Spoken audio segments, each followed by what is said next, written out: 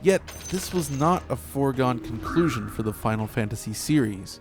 You see, after finishing development on Final Fantasy VI, the team began work on the next Final Fantasy game for Super Famicom.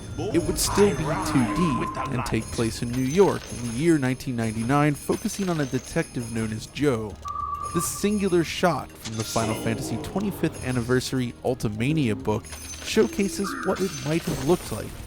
While some of these ideas would wind up in other games such as Parasite Eve, this version was put on hold while key staff members would move over to help finish the Chrono Trigger project.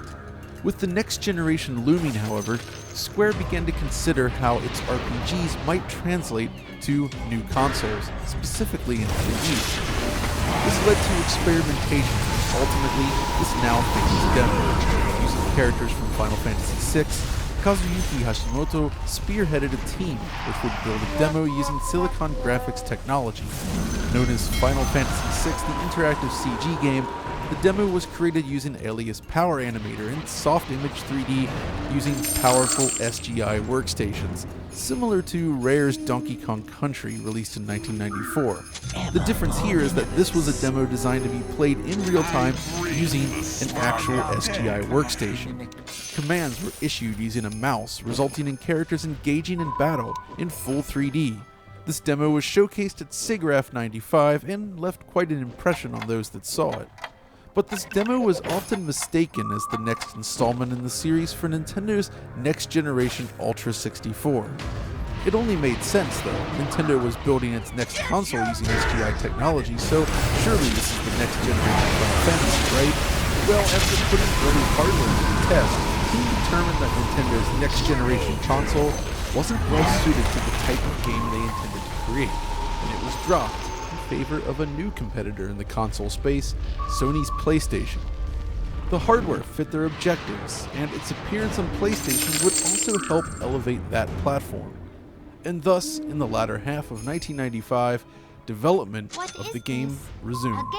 Hundreds of SGI workstations were purchased, and the team would go on to deliver the final game to the Japanese audience in January 1997.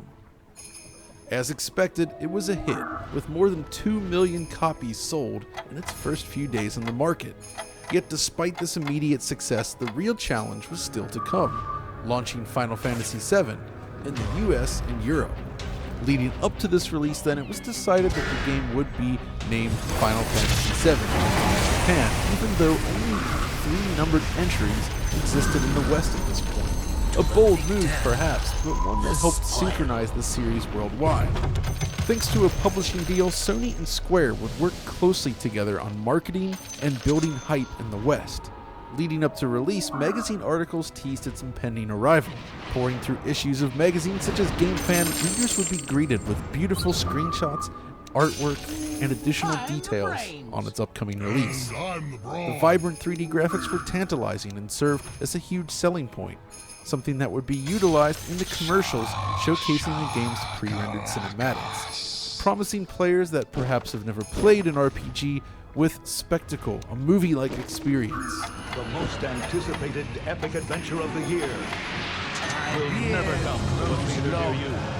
Final Fantasy VII. PlayStation. And it worked. When Final Fantasy VII released in North America on September 7, 1997, it quickly became a smash hit. For many, it would be their first experience with an RPG. And while some longtime fans were disappointed with certain design decisions, it's difficult to deny the impact it had. At its core, Final Fantasy VII tells the story of Cloud Strife and his involvement with Avalanche as it attempts to put an end to the Shinra Corporation. What starts as a focused journey through a dark city on a quest to save the planet turns into a much grander adventure that takes players around the globe. The game focuses on themes and concepts which felt remarkably fresh and unique in 1997 while leaning into the anime aesthetic that was just beginning to catch on overseas as well. The timing was perfect. There's little doubt that the game was successful in pulling new players into the world of JRPGs, and I feel its storytelling, atmosphere, and streamlined battle system played a huge role here. Midgar is central to this. This multi-level dystopian nightmare offers an engaging stage for the player. The rich live on an upper level, a city on a plate elevated above the ground, while the poor make do huddled below in small shanty towns, hidden from natural sunlight. During the first chunk of the game, you'll spend a lot of time exploring Midgar, and the developers really succeeded in creating something that felt truly lived in, with each environment showcasing a wealth of subtle details scattered about. And it was a shift in the design of JRPGs at the time, focusing on one single location for a significant chunk of time. This helps create a bond between the player and the city, in a way that no other Japanese role-playing game before it really had. Now, the other major draw stems from the battle system and character customization. Final Fantasy VII simplifies and streamlines the battle process. All actions have clear effects, and it's simple to configure your characters. The materia is key. The basic concept of slotting these materia spheres into your gear to build your character holds a lot of appeal, and it makes perfect sense even for newcomers to JRPGs. Now, it's true, Final Fantasy VII is an easier game as a result, but I feel this type of release was important for pulling in newcomers. We needed an entry point like this to help grow the popularity of the genre. Of course, it's also worth noting that the US version features numerous changes compared to the Japanese original. The difficulty was toned down, and a slew of new cutscenes and sequences that missed the original launch were added. Japanese fans would later receive an international release featuring these changes, something that would become a tradition for the series going forward. But no matter where you were, it's the underlying presentation that perhaps helped sell the game to a wider audience.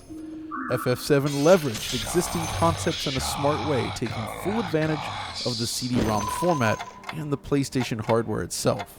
Looking at the game in its entirety, it's easy to see several key areas where the game pushes the genre forward, with new techniques that had never before been seen in a game of this size. At the time, Final Fantasy VII was just this hugely impressive production, one of the most expensive and lavishly produced games ever made. The combination of high-end pre-rendered CGI sequences, detailed backgrounds, and 3D characters brought a new sense of depth to the world of role-playing games. It's difficult to underestimate just how remarkable the visuals were for 1997. It's also striking how, even now, the personality of each character manages to come through so well, something critical to the storytelling. It's the little things like the shrugs, the temper tantrums, or even the wave of a hand that are all delivered using these simplistic models. So much is communicated using